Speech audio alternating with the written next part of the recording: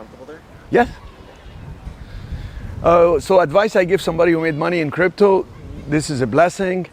Cash out as much as you can. If you want to leave some of your original investment there, let's say you put, I don't know, $10,000 and now it's 100,000.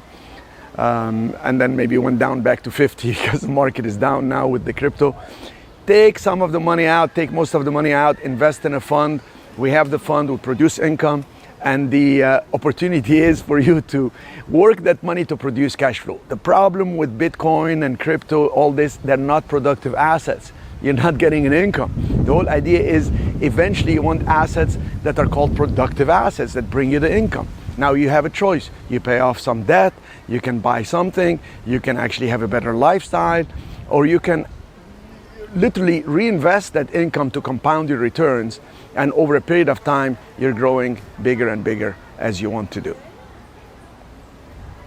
Same advice for anybody who made money in anything? Would it be the same? Yes, anytime you make money you have to understand, okay, how did I make the money, what went right, what went wrong, can I do more of the same? Because when you spend the effort and time in something, you're constantly checking to see what works and you do more of it, what doesn't work, and you either change it or stop it. Now the problem is when you're in the stock market or in crypto and you're just throwing money out there hoping something good will happen, you're gonna have to wait a long term, or when something bad happens, there's nothing you can do. But if you're actually in real estate funds, or if you're in real estate itself and you bought the real estate, you can do something about the real estate. You can maybe add a bedroom, you can change the use or something and get more involved and make it produce more. But it reaches a point where you want to work less and have these properties, these assets produce income for you. So you have a choice. You can diversify a bit. You can have some into my fund, which is a Reg D 506C. This public solicitation is allowed. So I tell people about it. I started by training people on how to do the investing. And I found out after 10 years of training people from 99 to 2009, that a lot of my students wanted to invest with me. They saw what I was doing. And that's when I rolled out my fund, MIXIF. And a few years later, I rolled out SFI Fund, which is a mirror copy of MIXIF, if you will, with the opportunity to publicly solicit to accredited investors, those with higher net worth. And we've done great with the market. I've had investors with me for over a decade.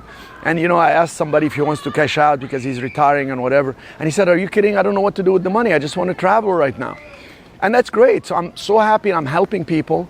Their money is used alongside how I use my money.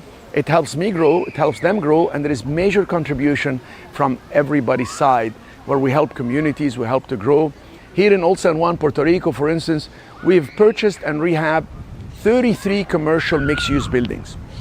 Out of the 33 buildings, 14 were the real estate fund and the rest were my personal portfolio that I had purchased here in 2004, before I even set up funds.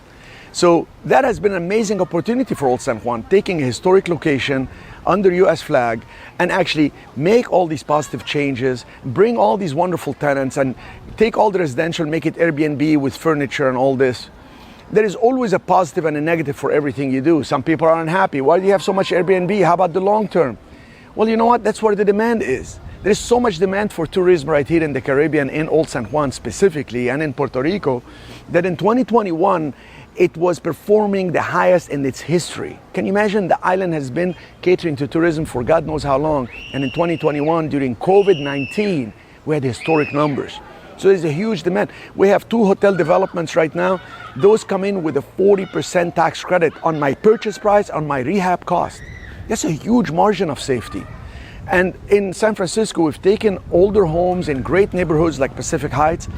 We just rehabbed them, changed the facade with the approval of the city, dug down the foundation and expanded it. And that is just magical work, getting the approval from the city, beautifying the properties and adding value to everybody.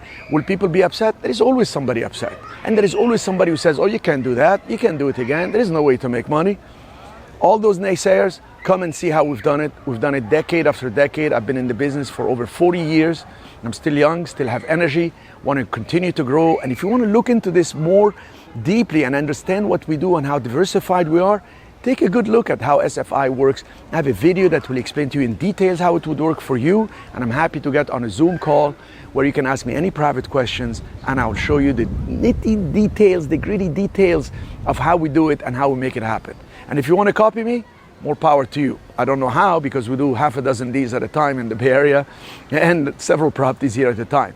So come along for the ride, you'll make a lot of money and be a very happy man or woman.